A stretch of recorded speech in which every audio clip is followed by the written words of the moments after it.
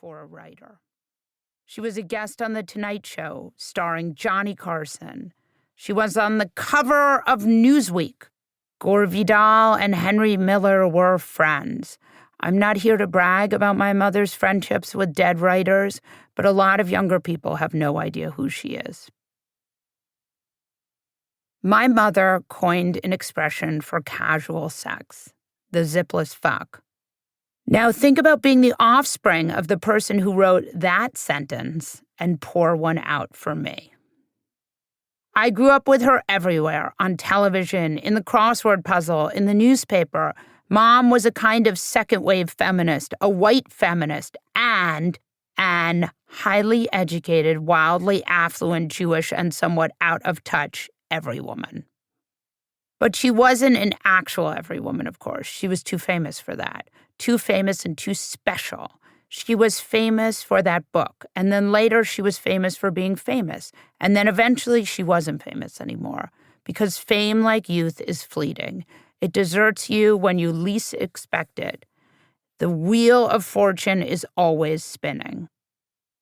My mother never got over being famous.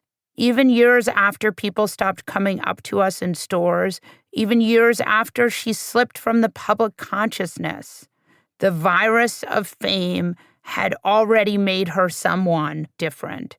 Becoming normal like the rest of us, the journey to unfamousness was for her an event so strange and stressful, so damaging to her ego, that she was never able to process it. My grandfather, the writer and communist Howard Fast, his most famous novel was Spartacus, adapted into an even more famous movie directed by Stanley Kubrick and starring my grandfather's nemesis, Kirk Douglas, had the curse too. He was unable to become unfamous, to slip back into the world the rest of us occupy, the world of emptying the dishwasher and picking up your prescriptions, and the world of not having people stop you on the street to tell you every detail of their lives. My grandfather was a best-selling author who published over 80 books, but now no one other than a very narrow subset of the elderly has heard of him. I never knew my mother or grandfather at the height of their respective fames, but I did know them at the end when they were desperately trying to claw back fame from the writers who they believed had taken it from them. Watching my mother's failed metamorphosis back to normal made me a sort of fame hobbyist, like a bird watcher without the birds.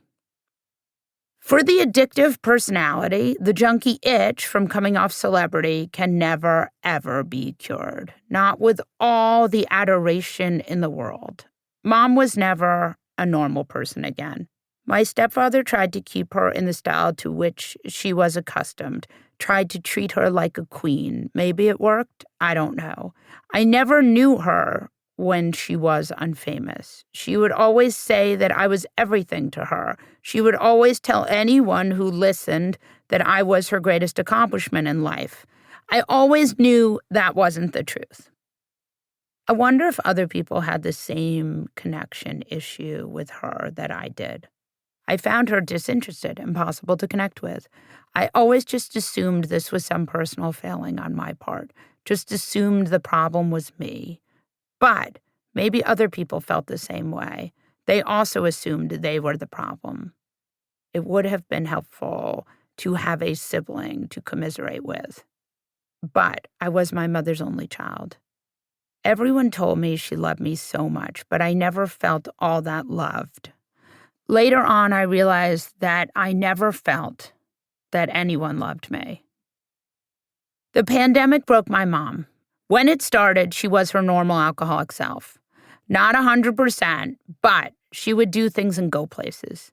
By the end, she was lying in bed all day drinking a bottle or two of wine. My stepfather was taking care of her, but he couldn't walk and was incontinent. They had a housekeeper who couldn't really help them. There were aides, but they were over their heads. I kept trying to help, but they wouldn't let me. At some point, I realized this was all my responsibility. At some point, I realized that my mother had devolved into someone who was no longer in there. At some point, I realized I was going to have To keep listening to this audiobook, I've left you a link in the description so you can do it at no cost thanks to Audible's 30-day free trial.